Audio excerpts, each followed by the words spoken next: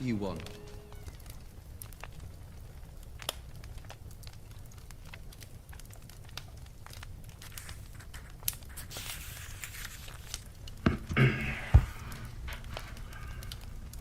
Just as I had come to this conclusion, I heard a heavy step approaching behind the great door, and saw through the chinks the gleam of a coming light. Then there was the sound of rattling chains and a clanking of massive bolts drawn back. A key was turned, with the loud grating noise of long disuse, and the great door swung back.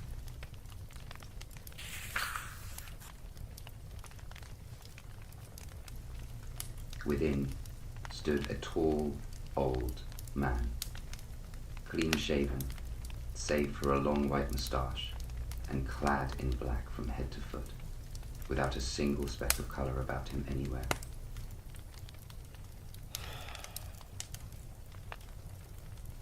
He held in his hand an antique silver lamp, in which the flame burned without a chimney or globe of any kind, throwing long, quivering shadows as it flickered in the draught of the open door. The old man motioned me in with his right hand with a courtly gesture, saying in his excellent English, but with a strange imitation, "Welcome to my house. Enter freely, and of your own will."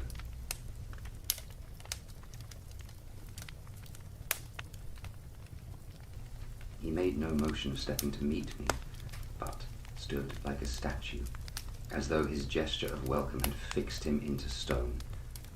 The instant, however, that I stepped over the threshold, he moved impulsively forward and, holding out his hand, grasped mine with a strength which made me wince, an effect which was not lessened by the fact that it seemed cold as ice, more like the hand of a dead than a living man. Again, he said, "Welcome to my house.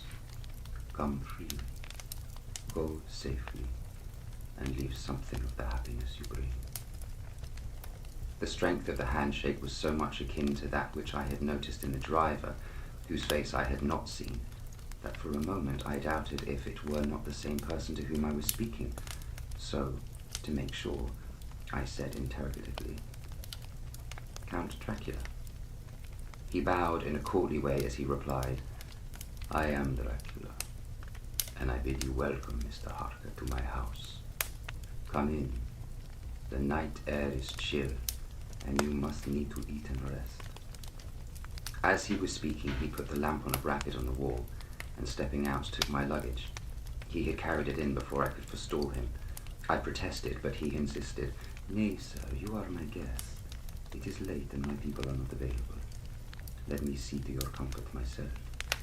He insisted on carrying my traps along the passage, and then up a great winding stair, and along another great passage on whose stone floor our steps rang heavily.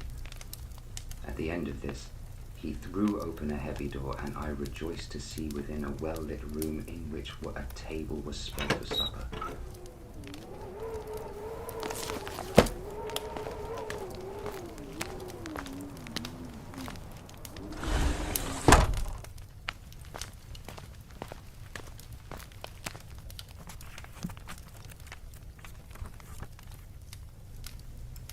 The light and warmth and the Count's courteous welcome seemed to have dissipated all my doubts and fears.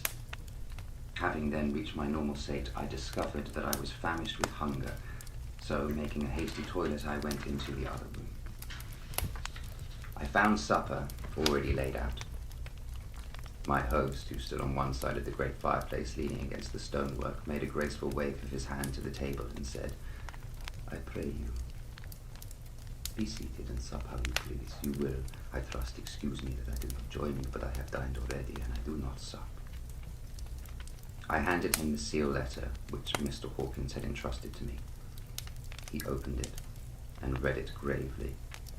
Then, with a charming smile, he handed it to me to read.